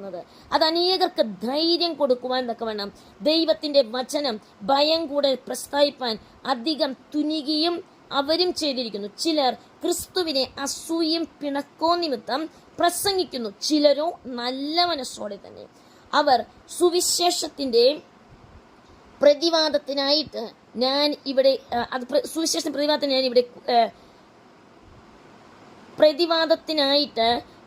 ഇവിടെ കിടക്കുന്നു എന്ന് അറിഞ്ഞിട്ട് അത് സ്നേഹത്താൽ ചെയ്യുന്നു. മറ്റവരോ എൻ്റെ ബന്ധനങ്ങളാൽ എനിക്ക് ക്ലേശം വരുത്തുവാൻ ഭാവിച്ചുകൊണ്ട് നിർമ്മലതയോടെയല്ല ശാഠ്യത്താലത്തെ ക്രിസ്തുവിനെ പ്രസംഗിക്കുന്നത്. നമുക്ക് കാണാൻ സാധിക്കുന്നു, രണ്ട് തരത്തിലുള്ള കൂട്ടർ, എന്നാൽ അതിൻ്റെ മധ്യത്തിൽ പൗലോസ് അവരുടെ മധ്യത്തിലും ഞെരുങ്ങുന്ന അവസ്ഥയല്ല, മറിച്ച് കർത്താവിൻ്റെ ഹിതം ചെയ്യുന്നവനായി, കർത്താവിൻ്റെ ഇഷ്ടം ചെയ്യുന്നവനായി, കർത്താവിനെ ഉയർത്തുന്നവനായി, കർത്താവിൻ്റെ പദ്ധതിയെ അനേകരോട് പറയുന്നവനായി തീരുവാൻ തക്കവണ്ണം വിലയിരുത്തുന്നു. നമ്മുടെ ജീവിതത്തിൽ ദൈവം ആഗ്രഹിക്കുന്നത് നാം ഏത് പ്രതിസന്ധിയുടെ മധ്യത്തിലും, ഏത് ക്ലേശത്തിൻ്റെ മധ്യത്തിലും, ഏത് കഷ്ടതയുടെ മധ്യത്തിലും ദൈവത്തിൻ്റെ മുഖം അന്വേഷിച്ചുകൊണ്ട്, ദൈവഹിതം അന്വേഷിച്ചുകൊണ്ട്, എന്തുകൊണ്ടാണ് ഈ പ്രതിസന്ധി എന്ന് 4 ചുറ്റുപാടും നോക്കി പരിഭവിക്കാതെ ആ പ്രതിസന്ധിയുടെ മധ്യത്തിൽ ദൈവത്തിന് മഹത്വം കൊടുക്കുവാൻ, ദൈവത്തിൻ്റെ ഹിതത്തിന് മഹത്വം കരയേറ്റുവാൻ തക്കവണ്ണം ദൈവം നമ്മെക്കുറിച്ച് ആഗ്രഹിക്കുന്നു. ദൈവം ഉദ്ദേശിക്കുന്ന പദ്ധതിയിലേക്ക് നാം ഓരോരുത്തരും കടന്നു വരുവാൻ അനുഭവങ്ങളുടെ സാക്ഷ്യങ്ങൾ പറയുകയാണെങ്കിൽ അനവിധ അനുഭവ സാക്ഷ്യമുണ്ട്. ഇന്നും ചേരികളിൽ ദിനംതോറും വചനം പഠിപ്പിക്കുമ്പോൾ, ദിനംതോറും അനേകർ കടന്നു വന്ന് ദൈവവചനം പഠിക്കുമ്പോൾ, അനേകരോട് സുവിശേഷം പറയുമ്പോൾ എനിക്ക് പറയുവാനുള്ളത്, എൻ്റെ കഷ്ടങ്ങൾ നിമിത്തം, ക്ലേശങ്ങൾ നിമിത്തം സകലതും വെടിഞ്ഞ് ക്രിസ്തുവിനെ കൂടുതലായി പറ്റിച്ചേരുവാൻ ഇടയായിരുന്നതുകൊണ്ട് അനേകർ ഇന്നും ക്രിസ്തുവിലേക്ക് കടന്നു വരികയാണ്. അനേക ജനങ്ങൾ ബന്ധനങ്ങൾ അഴിയുകയാണ്, അവർ ദൈവവചനത്തിൽ ഉറയ്ക്കുകയാണ്. ഇവിടെ പൗലോസ് പറയുകയാണ്, അപ്പോസ്തല പ്രവൃത്തി 27 അധ്യായത്തിന്റെ 22 വാക്യം, എങ്കിലും ഇപ്പോൾ ധൈര്യത്തോടിരിപ്പാൻ ഞാൻ നിങ്ങളോട് അപേക്ഷിക്കുന്നു. കപ്പലിനു അല്ലാതെ നിങ്ങളിൽ ആരുടെയും പ്രാണന് ഹാനി വരികയില്ല. എൻ്റെ ഉടയവനും ഞാൻ സേവിച്ച് വരുന്നവനുമായ ദൈവത്തിൻ്റെ ദൂതൻ ഈ രാത്രിയിൽ എൻ്റെ അടുക്കൽ നിന്നു. നോക്കിവിടെ പൗലോസ് പറയുകയാണ്, കപ്പൽ ഛേദിക്കപ്പെട്ടു, കപ്പൽ നഷ്ടപ്പെട്ടു.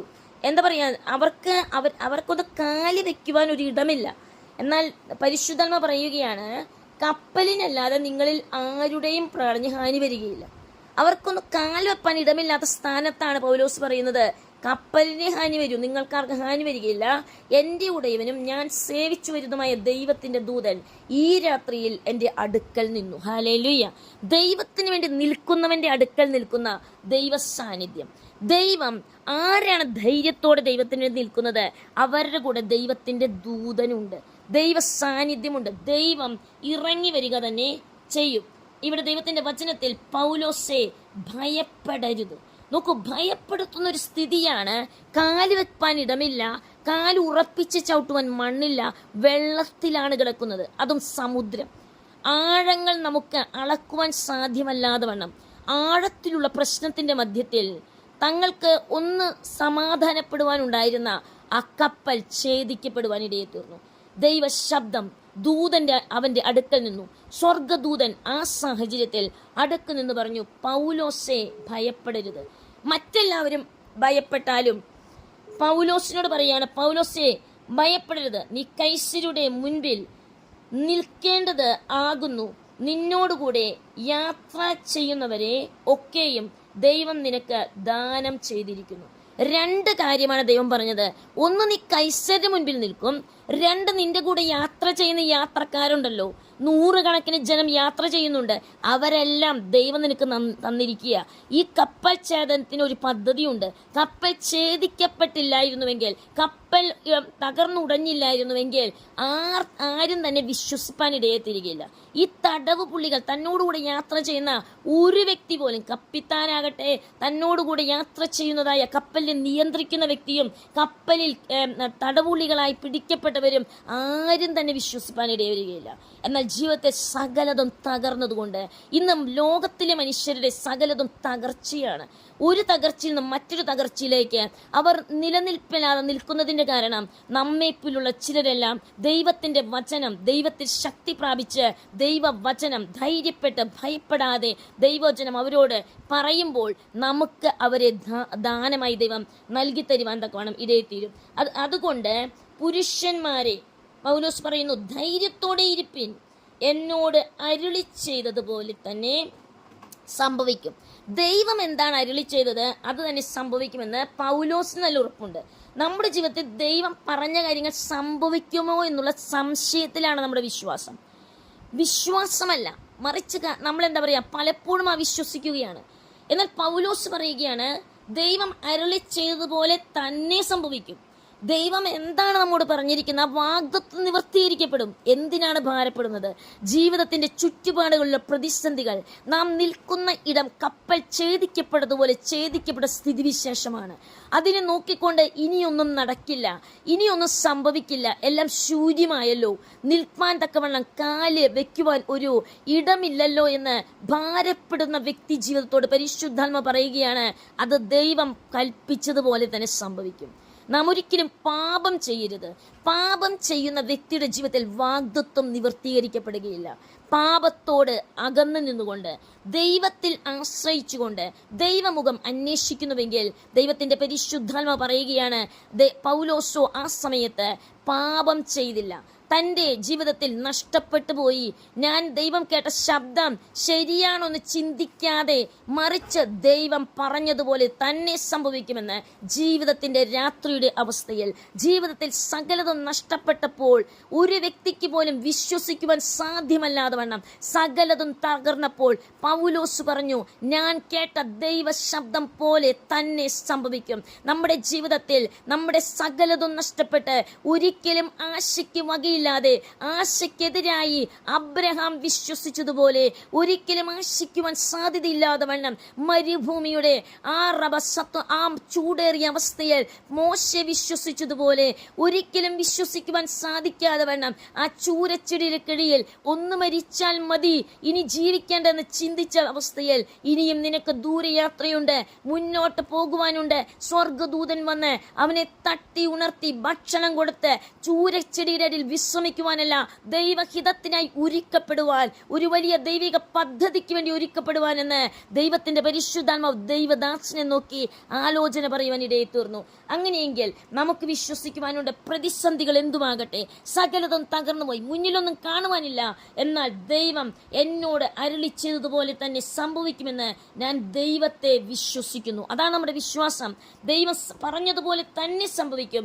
മറ്റ് ഒരു മാറ്റമില്ല. ദൈവം പറഞ്ഞ കാര്യങ്ങൾക്ക് ഒരിക്കലും മാറ്റം വരികയില്ല. എങ്കിലും നാം ഒരു ദ്വീപിൽ മുട്ടി വീഴേണ്ടതാകുന്നു. നോക്കൂ, ഇവിടെ ദൈവത്തിന്റെ പരിശുദ്ധാത്മാവ് പൗലോസിലൂടെ ആലോചന പറയുകയാണ്. ഒരു ദ്വീപിന്മേൽ മുട്ടി വീഴും. ഒരു വീഴ്ച വരുവാനുണ്ട്. ഒരു വീഴ്ച എങ്ങനെയാണ്? ആ ലോകം പറയും, അവൻ വലിയ ദൈവദാസനായിരുന്നുവല്ലോ, അല്ലെങ്കിൽ വചനം പ്രസംഗിക്കുന്നവനായിരുന്നുവല്ലോ, അവൻ പോയ കപ്പലല്ലേ തകർന്നു പോയത്, വീഴ്ചപ്പെട്ടത്, അല്ലെങ്കിൽ ഇല്ലായ്മയായി പോയത്. ആ കപ്പലിന്റെ സ്ഥാനം പോലും കാണാതെ വണ്ണം, കപ്പലിന്റെ ഒരു പലക പോലും കാണാതെ വണ്ണം കപ്പൽ തകർന്നു പോകുന്ന സാഹചര്യം വരുമെന്ന് പൗലോസ് മുൻകൂട്ടി അറിഞ്ഞിരുന്നു. നമ്മുടെ ജീവിതത്തിന്റെ പ്രതിസന്ധികൾ ഇന്ന് നടക്കുന്ന പ്രതിസന്ധിയേക്കാൾ വലുതായി പല പ്രതിസന്ധികളും ഒരുപക്ഷെ ജീവിതത്തിന്റെ നമ്മുടെ ഈ ജീവിത യാത്രയിൽ കടന്നു വരുമ്പോൾ നാം ക്ലേശപ്പെടുവാനല്ല, ദൈവം പറഞ്ഞ വാഗ്ദത്വം നിവർത്തീകരിക്കപ്പെടും. ആ വാഗ്ദത്വം എന്തിനാണ്? അനേകർ ക്രിസ്തുവിലേക്ക് കടന്നു വരുവാൻ, നമ്മുടെ ചുറ്റുമുള്ളവർ യേശുവിലേക്ക് വരുവാൻ തക്കവണ്ണം, ഒരു വലിയ കൂട്ടം യേശുവിൽ വിശ്വസിക്കുവാൻ തക്കവണ്ണം, ആരും നശിച്ചു പോകാതെ എല്ലാവരും നിത്യജീവൻ പ്രാപിക്കുവാൻ തക്കവണ്ണം 14-ാം രാത്രി ആയപ്പോൾ നമ്മുടെ കാണാൻ സാധിക്കുന്നു, ഞങ്ങൾ അദ്രി കടവിൽ അലയും നേരം അർദ്ധരാത്രിയിൽ ഒരു കരയ്ക്ക് സമീപിക്കുന്നു എന്ന് കപ്പൽക്കാർക്ക് തോന്നി. കപ്പൽക്കാർക്ക് തോന്നി. അവർ ഈയം ഇട്ട് 20 മാറെന്ന് കണ്ടു. കുറയ അപ്പുറം പോയിട്ട് വീണ്ടും ഈയം ഇട്ടു. 14 മറ്റൊന്ന് കണ്ടു. ഇവിടെ നമുക്ക് കാണാൻ സാധിക്കുന്നു, അവർക്ക് തോന്നി, ചിലതെല്ലാം തോന്നുകയാണ്. ജീവിതത്തിന്റെ 14-ാം രാത്രിയായപ്പോൾ ഒരു സൂര്യനും കാണാതെ, ജീവിതത്തിൽ ഒരു പ്രത്യാശയുടെ കിരണവുമില്ലാതെ, ഒരു ആശയ്ക്കും വകയില്ലാത്ത ജീവിത സാഹചര്യം നമുക്കിവിടെ കാണുവാൻ സാധിക്കുന്നു. അവർ അലയുന്ന നേരം ഏതാണ്? അർദ്ധരാത്രിയുടെ സമയം. ജീവിതത്തിന്റെ അലച്ചിലുകൾ, അർദ്ധരാത്രിയുടെ അവസ്ഥകൾ. എന്നാൽ അതിന്റെ മധ്യത്തിൽ ദൈവത്തിന് പറയുവാനുണ്ട്, ഭയപ്പെടേണ്ട, നിന്നോട് പറഞ്ഞ വാഗ്ദത്വം അത് നിവർത്തീകരിക്കപ്പെടുക തന്നെ ചെയ്യും. ദൈവമാണ് സംസാരിച്ചത്, ആ ശബ്ദം നിവർത്തീകരിക്കപ്പെടും. ദൈവ ശബ്ദത്താൽ ഈ ഭൂമിയിലെ സകല ചരാചരങ്ങളെയും ദൈവം ഉളവാക്കി. ദൈവ ശബ്ദത്താൽ ദൈവം സകലത്തെയും ഉളവാക്കി. മനുഷ്യനെ തന്റെ സ്വന്തം കരം കൊണ്ട് സ്വന്തം സ്വരൂപത്തിൽ മനോഹരമായി നിർമ്മിച്ച ദൈവം ആ മനുഷ്യനെ നോക്കി പറയുന്നു, മനുഷ്യ, നിന്നോടുള്ള എൻ്റെ പദ്ധതി നിവർത്തീകരിക്കപ്പെടും. നിന്നോട് ഞാൻ പറഞ്ഞ വാഗ്ദത്വം നിവർത്തീകരിക്കപ്പെടും. സകലതും തകർന്നെന്ന് വിചാരിച്ച് മനസ്സ് ദുഃഖിച്ച് വേദനപ്പെട്ട് ദൈവവിശ്വാസത്തിൽ നിന്ന് മാറി നിൽക്കുവാനല്ല, നിരാശപ്പെട്ട് ദൈവ സാന്നിധ്യത്തിൽ നിന്ന് ഓടി അകലുവാനല്ല, മറിച്ച് ദൈവ സാന്നിധ്യത്തിൽ ഇരിക്കുന്നുവെങ്കിൽ, ദൈവ സാന്നിധ്യത്തെ പുഴകുന്നുവെങ്കിൽ, ദൈവ സാന്നിധ്യത്തിൽ അവനോട് ചേർന്നിരിക്കുന്നുവെങ്കിൽ ദൈവത്തിന് ചില പദ്ധതികൾ നിന്നിലൂടെ ചെയ്യുവാനുണ്ട്. ഈ അന്ത്യകാല ശുശ്രൂഷയ്ക്ക് വേണ്ടി, ഈ അവസാന നാളുകളിലെ ഒരു വലിയ സുവിശേഷത്തിന്റെ മാറ്റുലിക്ക് വേണ്ടി, സുവിശേഷത്തിന്റെ ആ വലിയ അധ്വനി ലോകത്തോട് മുഴക്കുവാൻ തക്കവണ്ണം ദൈവത്താൽ വിളിക്കപ്പെട്ട വീണ്ടെടുക്കപ്പെട്ട കൂട്ടമായി നാം തീരുവാൻ തക്കവണ്ണം നമ്മൾ കർത്താവിന് വേണ്ടി തങ്ങളെ തന്നെ സമർപ്പിക്കും. ഈ ഒരാഴ്ച ദൈവം നൽകിയെങ്കിൽ ഈ ആഴ്ചയിൽ ദൈവത്തിന്റെ പദ്ധതിക്ക് വേണ്ടി ഒരുക്കപ്പെടും. നമ്മുടെ ശ്വാസം നിലയ്ക്കുമ്പോൾ മറ്റൊരു തലമുറ കർത്താവിന് വേണ്ടി എഴുന്നേൽക്കുമോ? അങ്ങനെയാണ് നമ്മുടെ തലമുറയെ നാം തയ്യാർ ചെയ്യുന്നത്. അങ്ങനെ ഒരു തലമുറയ്ക്ക് വേണ്ടി ദൈവം ആഗ്രഹിക്കുന്നു. യഹോവയാൽ ഉപദേശിക്കപ്പെട്ടവരും ആ ദൈവത്തിന്റെ സമാധാനമുള്ളവരുമായ ഒരു തലമുറയായി നമ്മുടെ തലമുറകൾ തീരുവാൻ, നമ്മുടെ ശ്വാസം നിലയ്ക്കുമ്പോൾ നാം ചെയ്തതിലും അധികമായി ചെയ്യുവാൻ തക്കവണ്ണം നമ്മുടെ തലമുറകൾ ക്രിസ്തുവിന് വേണ്ടി ജ്വലിച്ച് ശോഭിക്കുവാൻ തക്കവണ്ണം അവരുമായി നാം ചിലവഴിക്കുന്ന സമയങ്ങൾ ദൈവവചനത്തിന്റെ മാർഗത്തിലേക്കാണ് അവരെ നയിക്കുന്നത്. ദൈവഭക്തിയിലാണ് അവരെ നയിക്കുന്നത്. ദൈവിക വിശുദ്ധിയിലാണ് അവരെ കരം പിടിച്ച് കൊണ്ടുപോകുന്നത്. അവരിലേക്ക് നാം പകർന്നു കൊടുക്കുന്ന ദൈവവചനത്തിന്റെ റബസത്തുറാനക അഭിഷേകത്തിന്റെ തൈലം നാം റബസത്തുറാനക ദൈവ സാന്നിധ്യത്തിൽ ഇരിക്കുമ്പോൾ നാം അവരിലേക്ക് പകർന്നു കൊടുക്കുന്നത് ഈ സുവിശേഷത്തിന്റെ ദീപശിഖിയാണോ? നമ്മെ തന്നെ ഒന്ന് പരിശോധിക്കാം. നാം വിശ്വാസത്തിലിരിക്കുന്നുവോ എന്ന്, നമ്മുടെ കുഞ്ഞുങ്ങൾ വിശ്വാസത്തിലിരിക്കുന്നുവോ എന്ന് നമ്മളായിരിക്കുന്നവർ നാം ഓരോരുത്തരും നമ്മെ തന്നെ പരിശോധിക്കാം. റീഖാനബരഗതകല അരബനരഗതകല ജീതരരഗതകല अब्धानगरगदगला पवित्र पवित्र परमेश्वर यीशु मसीह जमा को दिल से धन्यवाद देना चाहते प्रभु जी। ये सुंदर समय के लिए परमेश्वर को धन्यवाद देना चाहते हैं। आपके पवित्र उपस्थिति में आने के लिए परमेश्वर, आपके भक्त लोगों के साथ है, अपर प्रेयर रूम के साथ है, डालस प्रेयर लाइन के साथ, यीशु के नाम से परमेश्वर रबा सतुरानगरगदगला प्यारे लोगों के साथ है। आपकी उपस्थिति में समय बिताने के लिए परमेश्वर, आपने दिया हुआ वचन को परमेश्वर रबा सतुरानगरगदगला हम परमेश्वर हालेलुया मनन कर रहे थे परमेश्वर। आपके भक्त दास दासी लोगों के लिए परमेश्वर, भाई बहनों के लिए, बच्चे लोगों के लिए परमेश्वर, वचन को सुनने वाला हर एक के ऊपर यीशु मसीह के मसा अभिषेक उत्तर कराने के लिए, हमारे जिंदगी के मकसद को समझकर हम लोग परमेश्वर अलगदाई के जीवन के साथ है, अलगदाई के सोच के साथ है, अलगदाई के जीवन के साथ यीशु मसीह को ऊंचा करने के लिए एक एक जीवन को आशीष दीजिए। पिता पुत्र पवित्र नाम के नाम पर आशीष देकर प्रार्थना हमारे उद्धार करते यीशु मसीह के पवित्र नाम से आमीन।